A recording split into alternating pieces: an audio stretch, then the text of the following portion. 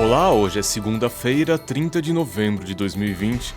Eu sou Philip Feminen e este é o boletim de notícias da DW Brasil, transmitido diretamente da Alemanha. Confira nesta edição. Eleições municipais refletem avanço do Centrão e insucesso histórico para o PT. Recontagem dos votos confirma a vitória de Joe Biden no estado de Wisconsin. Adolescente que filmou morte de George Floyd vai receber prêmio de coragem. Quase todo o Brasil foi às urnas no domingo para o segundo turno das eleições municipais de 2020. A paisagem eleitoral indica que a retórica dos extremos, como nas eleições de 2018 e 2016, perdeu força, e que os partidos de centro e centro-direita tiveram melhor desempenho. Legendas com esse perfil, como o MDB, PSDB, PP, PSD e o DEM, venceram na maioria das cidades, inclusive nas capitais mais populosas como São Paulo, Rio de Janeiro, Belo Horizonte, Salvador e Porto Alegre. O PSDB segue como o partido com maior controle populacional do país. Cerca de 34 milhões de brasileiros serão governados pelos tucanos nos próximos 4 anos, o equivalente a 15% da população brasileira. Boa parcela se deve à reeleição em São Paulo de Bruno Covas, que derrotou Guilherme Boulos, do PSOL, no segundo turno. Analisando somente as capitais do Brasil, o MDB teve melhor desempenho elegendo 5 prefeitos. Destaque para Sebastião Melo, que levou a melhor sobre Manuela Dávila do PSOL em Porto Alegre.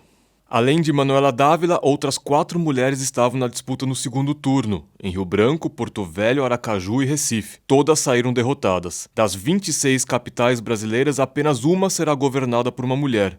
Cíntia Ribeiro, do PSDB, foi reeleita prefeita de Palmas ainda no primeiro turno. Além disso, nenhuma capital brasileira teve eleita uma pessoa autodeclarada negra.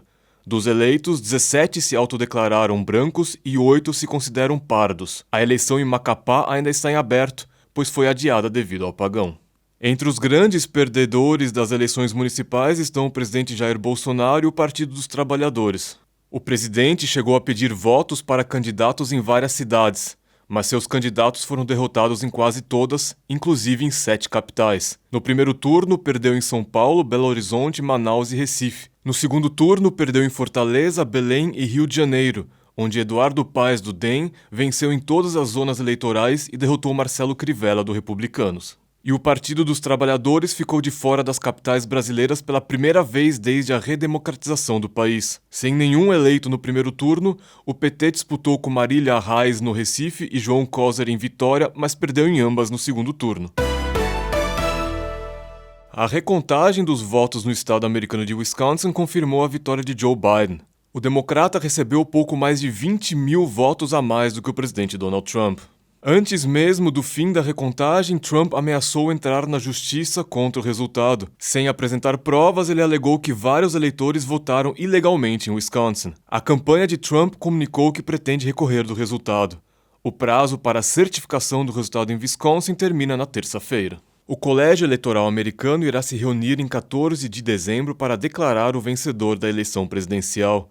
As projeções dos resultados das urnas dão a Joe Biden 306 delegados contra 232 para Donald Trump. A adolescente que filmou George Floyd sendo sufocado por policiais vai ser premiada por ter registrado a cena. A americana Darnella Fraser, de 17 anos, receberá o prêmio de coragem da Associação PEN America, uma associação de defesa da liberdade de expressão. A gravação da abordagem policial desencadeou onda de manifestações nos Estados Unidos e impulsionou o movimento Black Lives Matter. Inicialmente, nenhum policial tinha sido responsabilizado pela morte de Floyd em maio deste ano, mas o vídeo gravado por Darnella Fraser e as manifestações forçaram as autoridades a retomar as investigações. Os 4 policiais envolvidos acabaram sendo acusados formalmente pelo assassinato de Floyd. A gravação da brutalidade policial permitiu dar clareza e ofereceu fatos ao incidente, mas também gerou críticas na internet. Darnella Fraser foi acusada de querer audiência na internet e de não ter feito o suficiente para impedir a morte de Floyd.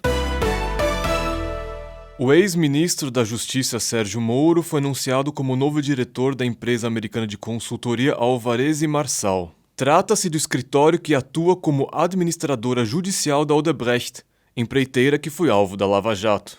O ex-ministro vai comandar a área de disputas e investigações. Segundo a Alvarez e Marçal, o objetivo é que Moro ajude a desenvolver soluções para disputas complexas, investigações e questões de compliance para os clientes da empresa. Como juiz federal no Paraná, Moro conduziu os processos da Operação Lava Jato. As investigações desvendaram um esquema de lavagem de dinheiro que movimentou bilhões de reais em propina. A Lava Jato é considerada a maior investigação de corrupção da história do Brasil e resultou na detenção e condenação de várias figuras públicas, entre elas o ex-presidente Luiz Inácio Lula da Silva. Mais informações você confere à tarde, na segunda edição do Boletim de Notícias da DW Brasil.